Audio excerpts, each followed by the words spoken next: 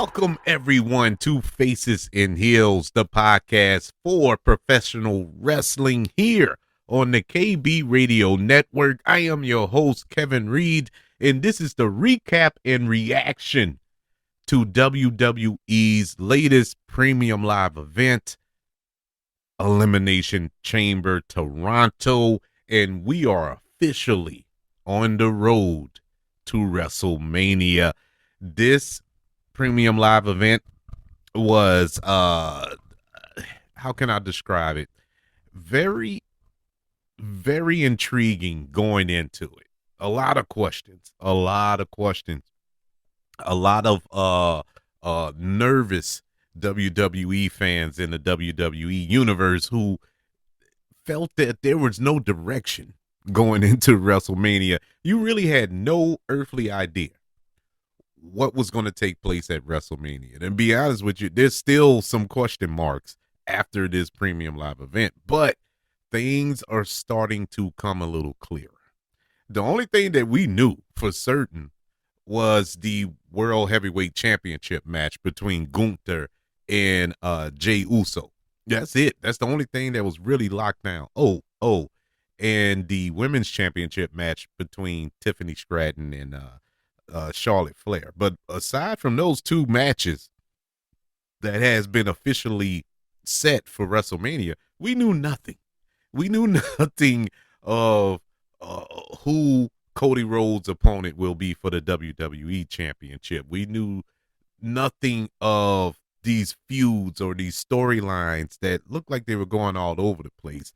And The Rock coming in and really confusing everybody with with his promos and the hot and cold nature of his promos, where he's a face at the start, then a heel in the middle, and flip back to a face. It is like, what are we doing here? Are you committed to this final boss character, or what? What is this story that you're telling? And then for him to come up on SmackDown a couple of weeks ago from New Orleans and not only announced that WrestleMania will return to New Orleans next year, can't wait for that, but he calls out Cody Rhodes and wants Cody Rhodes' soul, but didn't demand an answer there. Decided just take some time. I'll meet you in Toronto at the Elimination Chamber, and you give me your answer then. All right, that's cool, but it was still kind of like, where are we going with all this? And so I was hoping that this premium live event would clear up some things. Other questions. Jade Cargill, she got attacked about a month or so ago. Nobody knows who the attacker is. Haven't seen Jade Cargill. Where are we going with this? Well, everybody knew who it was. It wasn't a shock when it was revealed, or was it revealed? Because we still don't really know, but it wasn't a shock when what took place tonight in this premium live event. That, okay, now that opens the door for that. All right. Bianca and her quest to be in WrestleMania and wrestle for the Women's World Championship. All of these things. I must say, when it comes to Elimination Chamber Toronto, this was probably the best Elimination Chamber premium live event I've seen since its inception. This is the 15th Elimination Chamber event, and I cannot think of one that was better than this. I mean, pay-per-view as a whole, premium live event as a whole, I enjoyed it from top to bottom. And I am excited for WrestleMania. WrestleMania is going to be WrestleMania. Of course, I was going to get hyped up as we drew closer to that premium live event, but I wasn't super hyped like I was in previous years, but I am now. I am officially hyped up for WrestleMania. This is going to be bananas going into this show of shows. But tonight at Elimination Chamber, Toronto, we had 4 matches. We only had 4 matches on this premium live event, and it felt like a WrestleMania type pay-per-view. It felt like the world was at stake in every match. Well, 3 out of the 4. I was just mouth open for for the majority of the night watching this program. We had the Elimination Chamber for a women's world championship match at WrestleMania.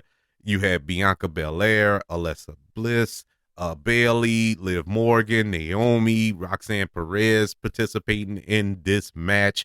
We also had a tag team match with Tiffany Stratton and Trish Stratus taking on Nia Jax and Candice LeRae. We had an unsanctioned match between Sami Zayn and Kevin Owens. And then we had the Elimination Chamber match for the undisputed WWE Championship match at WrestleMania, where we saw CM Punk, Damian Priest, John Cena, Drew McIntyre, Logan Paul, and Seth freaking Rollins battling it out in the chamber. There's no point prolonging it. Let's get into these matches. Starting with match number 1, the match that started the night off, and this was the perfect start of the evening. The Elimination Chamber match for the Women's World Championship match at WrestleMania 41 between Bianca Belair, Alexa Bliss, Bailey, Liv Morgan, Naomi, and Roxanne Perez. We see the participants enter the ring. We know that the first 4 announced are locked in the pods. The last 2 announced start the match. Starting the match, you had Naomi and Liv Morgan to start the match off. I'm like, okay, this is a good little warm up for the rest of the match. It's about to be popping. All of a sudden, well, before I get into that, we have to go back to Monday night, to Raw, when Naomi and Bianca were taking on Liv Morgan and Raquel for the Women's Tag Team Championship. They put on one of the best women's tag team matches I have ever seen in WWE. It was that good. It was a banger of a match. And Liv Morgan and Raquel came out on top and won the Women's Tag Team Championship. Cool. I was expecting after that match that Jade Cargill would come out, but she didn't, because all of the speculation was surrounding Liv and Raquel. They were on the surveillance video or whatever, CCTV cam or whatever the case may be. And so all fingers pointing towards Liv and Raquel. Well, Liv and Raquel beat Bianca and Naomi for the titles. I thought that was the opportunity. I'm like, man, why that didn't happen? I had a feeling that Jade Cargill was going to come out tonight, but I thought it was going to be maybe later in the match, or she was going to affect the outcome, which she kind of did, but she was going to affect one of these participants' participation in the WrestleMania match, and they would end up fighting at WrestleMania or something like that. That was the setup. Well, we didn't have to wait long. As soon as I don't even think the bell rung. Did it? Maybe it did. I don't recall, but I do remember Jade Cargill's music hit.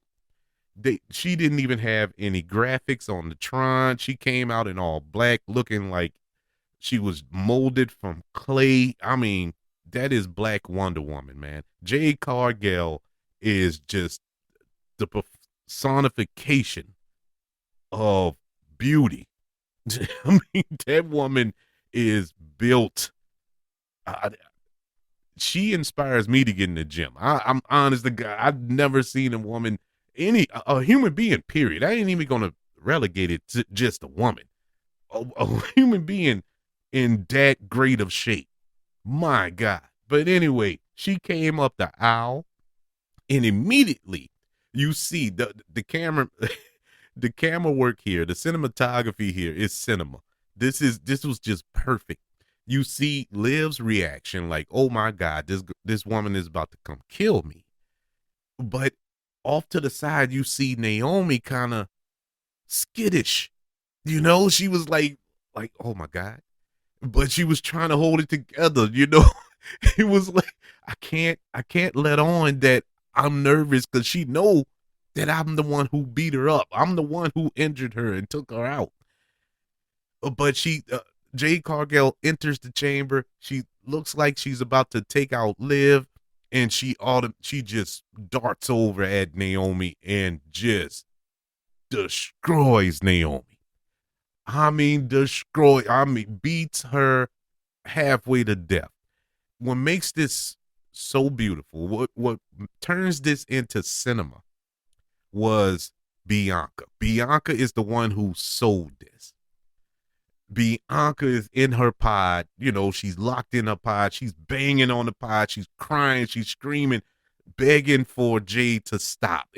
She just sold it. And Jade is like just zoned in, focused. She's seeing red. She wants to destroy Naomi, which she was. And up to the point where Naomi's trying to crawl out of the chamber, and Jade runs over, takes the chamber door, the sliding door, and just slams it into Naomi. I mean, takes her completely out, to the point where Naomi could not participate in the match. They drag Jade Cargill out. They will they will Naomi out on the stretcher, and the match begins. And the next participant to enter the match is none other than Bianca Belair. So she's distraught over all that she saw. She's like she don't know what to do at this point. Should she even wrestle in this match, after what just took place? But nonetheless, she started off. Her and Liv went at it for a little while before the rest of the young ladies entered the match. This was a banger. This was the best women's chamber match by far I have ever seen. I'll give you a little spoiler here. This was better than the men's. This was by miles better than the men's, and I like the men's, but it's just something about this match. It brought everything. The men's was all right, but what made the men's chamber match good was the storytelling. It was some awesome storytelling. The match itself was kind of okay. It was fine, but the women's elimination chamber match, it had it all. It had the story, it had the wrestling, it had the spots, it had everything you could ask for. These women put on a show that I tip my hat to all of them, everyone involved, including Jade Cargill. Great job by them. As I said, Naomi and Liv started it off. Naomi was eliminated. She couldn't compete. Our next elimination was Bayley. She got eliminated by Liv Morgan. Roxanne Perez was eliminated by Alexa Bliss. Alexa Bliss was eliminated by Liv Morgan. And our final two was Liv and Bianca, where we saw Bianca Belair punch her ticket to WrestleMania to take on. And I mean, we won't know until Monday. It's still not concreted, but it's either going to be Rhea Ripley, which everybody wants to see, or Io Sky, which wouldn't be a bad match either. It's because Rhea Ripley and Io Sky will have a championship match at Raw this Monday coming. So this I think this is a setup for a potential triple threat match at WrestleMania. Do I want to see a triple threat match? Not really, because for one reason, the match would get off. all three of them are amazing. All three of them are deserving of a WrestleMania moment. But selfishly, I want to see Bianca and Rhea lock horns. This is something that I think a majority of the WWE universe have been clamoring for years. To see these two women lock horns, the power, the skill between with these two, uh, it in their prime. You know what I'm saying? It's like Rock and Stone Cold back in the day during the Attitude Era. You know, I want to see this so bad. Adding EO Sky to the mix, yeah, it's I think it'll be cool, but I just want to see these two lock up. But nonetheless, either way it go, Bianca Belair is definitely in the match for the women's world championship. I cannot wait for that. Uh, Either way it goes, but Bianca Belair is your winner of the Elimination Chamber match. And I give this match an A. This was an A match. Almost a plus. There was a couple of botches there that just breaks my nerve. The main one, the one that sticks in my head, is Bailey's rose plant to, I think it was Roxanne Perez on the outside on a little steel grating or whatever. It's not so much it was a botch. It didn't look good for one, but to be honest with you, the rose plant, I hate that finisher. It just looks bad. It takes forever to set up, and it doesn't look devastating. It don't look like a finisher. I just, and this is just a personal preference. I just don't like that finisher. And she did it, and it just took me out of the match for about 5 or 6 seconds. Oh man, but it didn't do anything because she didn't eliminate anybody with it. It was just, I don't know, whatever the case may be, but it still gets an A.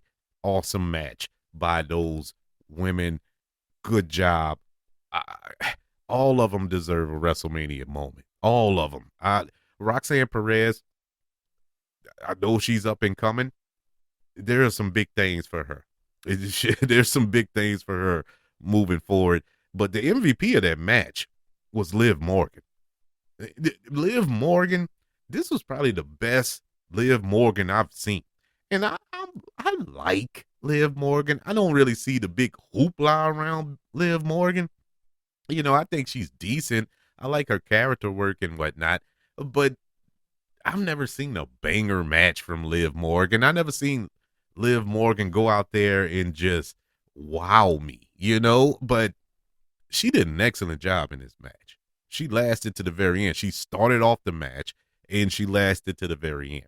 And had some moments where it looked like she was gonna win. But I got to tip my hat to her. We move on to the tag team match between Tiffany Stratton and Trish Stratus at home in Toronto. They're taking on Nia Jax and Candice LeRae. This match I didn't care for going into it. I had zero excitement for this match when they announced it. And I'm happy to announce that my expectations were met. This match did nothing for me. Nothing for me at all. I don't know, man. And I like all of the parties involved, but it's like I think a lot of it is the Tiffany Stratton aspect of it all. I'm a fan of Tiffany Stratton. Going back to NXT, when she moved up to the main roster, when she was in the Elimination Chamber last year, with, you know, the push that she got, winning the Money in the Bank, awesome. The teases that she had with the Money in the Bank, that she was going to cash it in, and as soon as she cashed it in, it's like her stock just nosedived, man. I mean, it's been crickets. There's no excitement at all. I'm just not feeling this run. You know, I thought that Tiffany Stratton would be more exciting as a champ, you know, especially as a heel, but it's like they're changing her to face. she's doing this face turn now, I guess, because she's taking on uh uh Charlotte Flair at WrestleMania and whatnot. I don't know, but I have zero confidence that she'll retain the championship against Charlotte Flair. I'm just not excited at all about this run, and I'm disappointed with that because I'm a big fan of hers. I like her work in the ring.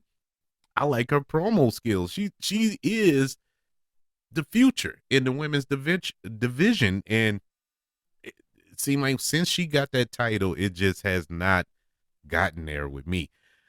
But with all that aside, the match did nothing for me. This match was just bleh. It wasn't bad. It wasn't good either. It was just straight up even kill. Um, it was a filler match. Every other match on this card was about 30 minutes. I think the women's elimination chamber match was 29 minutes. The Kevin Owens Sami Zayn match was about 28 minutes, and the men's elimination chamber match was about 32 minutes. So that brings us to this match that was only 11 minutes. It was 11, it was 11 minutes long, and that was probably 7 minutes too long for this match. At the end, we saw Tiffany Stratton and Trish Stratus come out victorious by defeating Nia Jax and Candice LeRae in a match that served zero purpose. Every other match had a purpose. Every other match, uh, it felt like was leading to something. What didn't feel like, you know, the results to every other match leads you into WrestleMania in some shape, form, or fashion. This doesn't. This match did nothing. It's going nowhere. Trish Stratus, that's probably the last we're gonna see from her in a little while. You know, we know that Tiffany Stratton is going to face Charlotte Flair at WrestleMania. Nia Jax and Candice LeRae, what they gonna do? They're they have nothing else to do at this point. But yeah, that's it is what it is. I give this match a C minus. It was whatever. I had no, I have no, I'm not hot nor cold about that match. So we're gonna move on to the unsanctioned match between Sami Zayn and Sammy Owens, Kevin Owens. This was brutal. This was everything they promised us it was gonna be. This was everything that you was expecting from these two. This had it all. This had it all, and I wasn't mad at it. I loved this match. I love the brutality. I love the setup. I love the fact that this was unsanctioned. And they went as far as to take the WWE logos off of the turnbuckles, and the ref wasn't wearing a WWE shirt. It was the detail. It's the little things that that just moved me. It's the storytelling here. Ah, man, this match was brutal. I know Sammy and Kevin are best friends in real life, you know, but why would y'all do this to each other? And I know y'all good at it. They trust each other. They protect each other. That's why this comes off as authentic and real and heartfelt, I guess you could say, in a way. The way they give their all into it, bro. This was one of the most brutal matches I've seen that didn't have blood in it. And that was one of the big notes that I took away from this match. You didn't need blood. You didn't need, all that extra stuff. It just told a story. It was brutal. You know that these dudes went through tables. You saw them go through chairs. You saw them getting hit with chairs and all this other. I didn't need blood to know that they were hurting each other. They were hurting each other. Getting power bombed on the edge of the chair. I mean, edge of the ring and stuff like. I mean, come on, man. That was it was brutal, and I only say that because AEW, and I don't normally talk about AEW on this show, but AEW feels that everything needed blood. Everything needs a gushing amount of blood pouring out of an individual to show the realness of it. I don't need all that. Just tell the story in the ring. And these two told a story to the point where, uh, man, at some points you were really concerned for Sami Zayn. At least I was. I was like, man, that looked real. Man, it looks like he's really hurt. Oh my God, man, how is he standing after that? It was brutal. But in the end, Kevin Owens comes out victorious by defeating Sami Zayn in this unsanctioned match. But that wasn't all, folks. That wasn't all. Sami Zayn, broken up, close to death almost, meant nothing because Kevin Owens continued even after the match was over to pummel on Sammy to the point where he was about to put, I guess, the killing blow.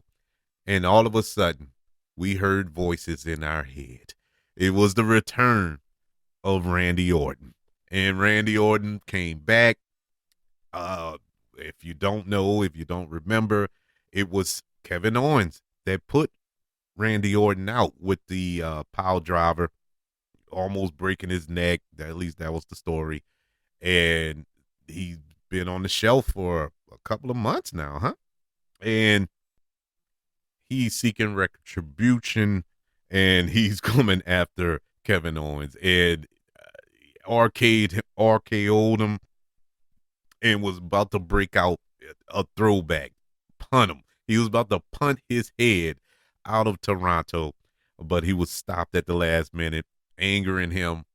He RKO'd all of the security guards, and it was a beautiful thing to watch. And all this is it sets up a possible WrestleMania match between Randy Orton and Kevin Owens, which I am here for. Take my money. This was a awesome match, awesome setup for us moving forward. I give the unsanctioned match between Sami Zayn and Kevin Owens, where Kevin Owens comes out on top, an A-. Great match, and it was never in doubt, but it exceeded my expectations, and that's crazy to think about when it comes to those two. That leads us to the men's Elimination Chamber match, where we saw CM Punk, Damian Priest, Drew McIntyre, Logan Paul, Seth freaking Rollins, and John Cena fight for a chance to go to WrestleMania and challenge for the undisputed WWE Championship, currently held by Cody Rhodes, who is debating on his soul being sucked out. It's by The Rock. But as I said earlier, this was not as good as the women's match as far as ring work is concerned, even though this was still a banger of a match. It just wasn't as good as the women. Unfortunately, the women set the bar for you fellas. They stole the show, unfortunately. Any other night, this would have been the creme de la creme, but not tonight. Not tonight. The women outshined the men, but the men did do an excellent job. I enjoyed this as well. Storytelling across the board. Everybody had a story to tell in this match. I don't care if it was CM Punk. I don't care if it was Logan Paul, even Damian Priest. There were stories to be told here, and it just added to their story, added to the hype leading into WrestleMania, because all 6 men here have a reason to go to WrestleMania. All 6 men, and I'm not just talking about fighting Cody Rhodes for the undisputed WWE Championship. I mean to fight each other.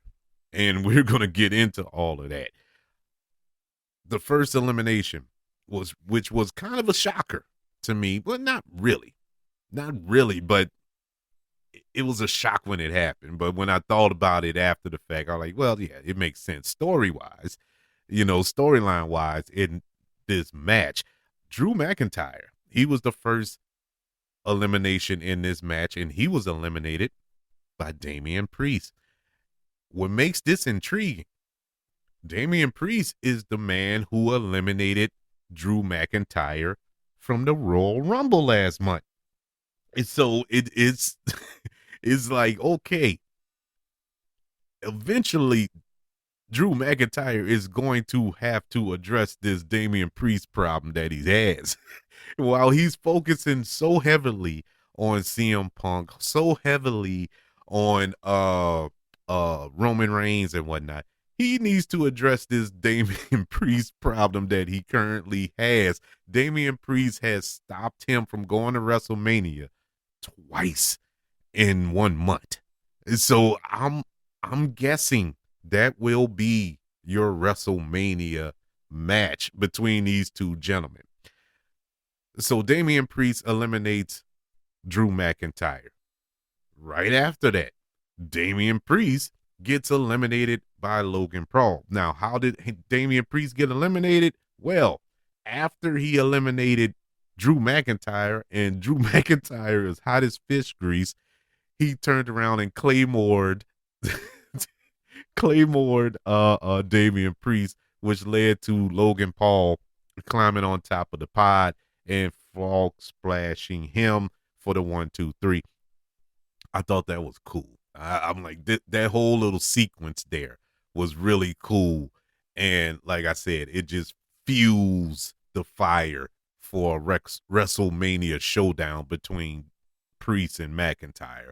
And that's a match I would love to see. Let's not forget again, going back to last year's WrestleMania, Drew McIntyre defeated Seth Rollins for the World Heavyweight Championship, had the belt for 5 minutes, and who cashed in on him after Drew McIntyre was beat up by CM Punk was none other than Damian Priest. And so this has come full circle back to WrestleMania this year between these two gentlemen. And so there is plenty of heat to warm you up on this road to WrestleMania. Our next elimination was Logan Paul, and boy, you want to talk about happy. After that, I didn't care. After that, after that, I was so happy. I was willing to accept any other 3 of the remaining 3, I would say, to win. I didn't care because as long as it wasn't Logan Paul, can't stand him. Can't stand his guts. Anyway, Logan Paul gets eliminated. Our next elimination was Seth freaking Rollins. Both were eliminated by CM Punk. And so this had ramifications for CM Punk because at this moment, he's going toe-to-toe with John Cena. These are your final 2. They're going back and forth. They're kicking out of each other finishers. You could tell the weight. And this is why I say the storytelling here was phenomenal. The weight of, or the pressure of trying to get to the main event. CM Punk has been screaming this since he returned to WWE. He has never main evented a WrestleMania. That's his one dream. That's his one goal. He's willing to go through anything and everything to get there, to achieve that. And man, the fight he put up.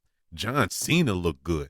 John Cena, I would say, since he became a part-timer, his matches haven't been all that good. Now, you can make the argument when he was a full-timer, they weren't all that good. I mean, what they call it? The 5 moves of death or something? 5 moves of doom or whatever it's called. Yeah, he only has 5 moves in his arsenal. But you can tell that he's not there anymore. He's off. He's making movies and TV shows and stuff. God bless him. But this was the best I've seen John Cena in years. He looked good in this match. Now, he was protected a lot because this is a multi-man match, so he didn't have to do too much throughout this match. But it was the little he had to do was a phenomenal, and we're going to get into what he does even after the match was even more phenomenal. But CM Punk eliminated Seth freaking Rollins. Seth Rollins didn't leave the cage yet. CM Punk escapes a submission hold from John Cena. He crawling through the ropes, and all of a sudden he gets stomped by Seth freaking Rollins. He gets stomped, and John Cena drags him back in and taps him out. Well, actually, it was he passed out, and so John Cena is your winner and will go on to WrestleMania, to main event WrestleMania, his final WrestleMania of his career. I'm going to be 100% honest with you. My initial reaction, my immediate reaction was, oh, that's all that's all I can say. I was, oh, because I felt it was boring. I don't want to see John Cena in WrestleMania for the championship in the main event. We've been down that road. We've seen this, and I felt it was too early for John Cena to fight for the championship, and I, I just wasn't feeling it, you know. And then it started to dawn on me. It started to actually when Cody came out. You hear Cody Rhodes music play. Cody's coming out to the ring to confront, well, not so much confront, but to have a stare down of sorts and celebrate the fact that this is his WrestleMania opponent, Cena versus Rhodes for the undisputed WWE Championship. All right, and then it started to come together. I was like, wait. Now The Rock is going to come out because The Rock wants Cody Rhodes' answer. Is Cena going to turn heel? And everything started to come together. And before I can calculate it all in my mind, it happened. But what was running through my mind, I was like, okay, Cena at the press conference at the Royal Rumble, the post press conference, and he mentioned that it's best for business that he main events WrestleMania. I never pulled a card. I never played politics, but I'm enforcing it right now. I'm declaring myself for the Elimination Chamber. That's something John Cena has never done. He's never done it. John Cena has fought for every little thing throughout his career. That's his character. That's who he is. Hustle, loyalty, respect. That's how he does it. And I thought it was kind of odd that he did it then, but I never put two and two together. Then I thought about, wait, wouldn't it be weird? Wouldn't it be so strange that The Rock convinces one of his most heated rivals back in the day, John Cena, who headlined two WrestleManias back to back, these two gentlemen, because it was legit hatred between these two. This wasn't any storylines. This was real life. They couldn't stand each other. Wouldn't it be just a euphoric moment that he turns heel? So when The Rock came out with Travis Scott, of all people, he came out and he was strictly business. This was the final boss Rock. This was the Rock that I was hoping we got at the Raw on Netflix premiere. This was the Rock that I was hoping we was going to get at the SmackDown in New Orleans a couple of weeks ago. I mean, you could see it. Like, okay, he's serious. He wants his soul. So he gets in the ring, and when he got in the ring, John Cena is still in the ring. And it clicked just like that. Boom. I'm like, oh my God, they're actually going to pull the trigger. And so at this point, I'm like, okay. I'm like, okay. I'm on board with whatever happens after all of this. I'm on board. Cody Rhodes tells The Rock to go F himself, and it's not going to happen. The Rock didn't lift a finger. John Cena, he's hopping around the ring, like, yeah, that's right. Tell him, stick it to him. Yada, yada, yada. He hugs him. He hugs The Rock. The Rock does the throat slash. And Cena's facial expression shifted. And I'm getting teary-eyed right now just thinking about this is cinema, people. It shifts. And then he low blows Cody. And they proceed. Even Travis Scott joined in. They proceeded to beat the living piss out of Cody Rhodes. Rock did nothing. Rock just sat there. Oh, stood there, I should say. Took the weight belt that has Cody's soul written on it and starts whipping him with that belt. That what they call that? Muscle belt, workout belt, whatever it is. Starts whooping him. The Rolex that Cody Rhodes gave The Rock. John Cena puts it around his fist and starts punching Cody with the watch. Now Cody's busted open. He's bruised up. He's standing in the ring, and you got John Cena. After 20-something years in this company, his his retirement tour, for the first time ever, turns heel. This was cinema. I had goosebumps in places I didn't even know I had. And I'm sitting there like, my God, I want to watch this again. I can't wait to watch this again. I would be watching it right now if I hadn't carved out this time to record this show. This was amazing. Amazing. And for a match, before we got to all this, when you started hearing the reports, the little rumors that is going to be John Cena versus Cody Rhodes, I'm like, that is the most Vince McMahon booking that I've ever heard in my life. Who wants to see that match? That is boring. It went from that. I mean, boring to the point that I was like, I don't need to watch WrestleMania. It was that upsetting to me when I first heard that. It went from that to, my God, I can't wait for WrestleMania. I cannot wait for this match between John Cena and Cody Rhodes.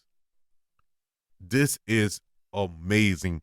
Triple H, his creative team, these wrestlers, these superstars, phenomenal. All the question marks, all of the second guessing by the fans, like, oh, there's no direction. They don't know where they're going in WrestleMania. This is Bush League. I don't know. Triple H, he's proven that he doesn't know what he's doing, blah, blah, blah. Those people had a plan. Triple H had a plan. The Rock, all of them, everybody involved had a plan, and my God, it was executed perfectly. The men's Elimination Chamber match for the right to take on Cody Rhodes for the undisputed WWE Championship at WrestleMania, it gets a letter grade of an A-. I loved it. The only thing missing was some great wrestling. That was the only thing. It didn't have any big spots. It didn't have any, just interesting wrestling. Nothing out of this entire match will kind of stick with you. But the end, the end. And I'm talking wrestling rise. So I that's the only knock I have on it. But other than that, man, this was phenomenal. I can't wait. I cannot wait to see what we have in store for the next 7 weeks leading up to WrestleMania. But those are my grades for these 4 matches on this card for the Elimination Chamber Toronto, our final premium live event before we get to WrestleMania. I am so excited. I am so excited. I feel like I got new lease on life as a wrestling fan. You know, I am oh man, I'm looking forward to WrestleMania. I am so looking forward to it. But I still have some questions. I still have some questions on a couple of top name stars that looks like they got no direction going into WrestleMania. I failed to mention, I think that the Seth Rollins and the CM Punk, I think that's set up for WrestleMania. Uh, I don't think it. I know it. That's set up for WrestleMania, so that's good. You know, Damian Priest and Drew McIntyre, that's good. Logan Paul is kind of floating out there in the ether, which is good. That's a good thing. We don't need to see Logan Paul and all that. Who cares? But you know, the Intercontinental Championship with Braun Breaker, who is his opponent going into WrestleMania? The U.S. Championship with Shinsuke Nakamura. Yeah, I know that LA Knight won the number one contender match on SmackDown the other night. So they have that match coming up, but what about WrestleMania and so on and so forth. We still have a lot. It's 2 nights. This is a 2 night event. So you got a lot of matches that you gotta fill out. And so far, we only know of what, 4 for certain. And so there's a lot of matches that yeah, they need to they need to start revealing where we going. Jade Cargill and Naomi. I'm assuming that's set up. Uh, Even though it would have been interesting to see Jade and Bianca, because Bianca is still in that mix, but Bianca has to focus on Rhea Ripley. And so when are we going to address that? Are they going to go back and forth with that? Her addressing the Jade and Naomi factor, and then on SmackDown, and then on Raw addressing Rhea and all that. It's kind of confusing there. So it's a lot. There's a lot going on. There's still a lot of questions, but there is a light. We do see a light at the end of the tunnel. It was pitch black, before we got to this premium live event, but at least we do see some light at the end of the tunnel. I want to know, did you enjoy the Elimination Chamber Toronto premium live event as much as I did? I thought it was one of the better premium live events in a while. I mean, I enjoyed it from top to bottom. Even the one I didn't like, it didn't force me to change the channel or anything like that. I I have zero complaints about about this premium live event. I want to know your thoughts. Email the show, kbradiopodcast@gmail.com. You can also search for the show on all social media platforms. Just search for the KB Radio Network channel. Don't forget about YouTube. Subscribe to the KB Radio Network channel and like this video if you don't mind. Don't forget about the 5 stars, the reviews, and sharing this show if you're listening on Apple Podcasts, Spotify, iHeartRadio, wherever you are currently listening to Faces and Heels here on the KB Radio Network. Everybody, thank you for joining me for this recap and reaction to WWE Elimination Chamber Toronto. Next go around is WrestleMania. And so that we got to wait 7 weeks. It is until the middle of April until we get that big 2-night event. Oh man, it's shaping up to be a biggie. I can't wait. Everybody enjoy yourselves. For all of my 504 folks, enjoy the Mardi Gras festivities for the next few days and the holidays, the days off, thank God. At least I have them. Sorry if you don't, but I need the break. But in any event, everybody, I hope you enjoyed the premium live event, and more importantly, I hope you enjoyed this reaction. Can't wait to speak to you for WrestleMania. I'll talk to you then. Peace.